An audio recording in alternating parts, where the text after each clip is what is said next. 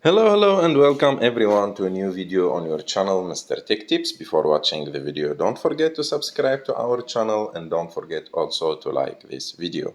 In today's video, I will show you how to turn on WhatsApp notification sounds.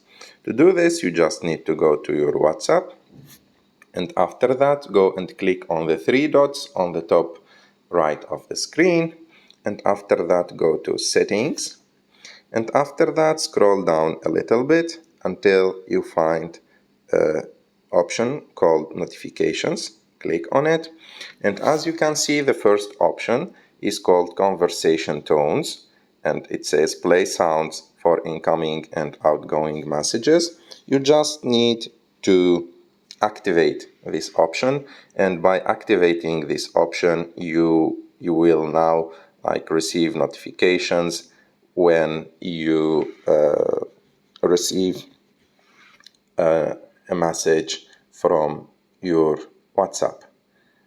I hope that you like this video. If you like this video, don't forget to subscribe to our channel to like this video, and see you in the next one.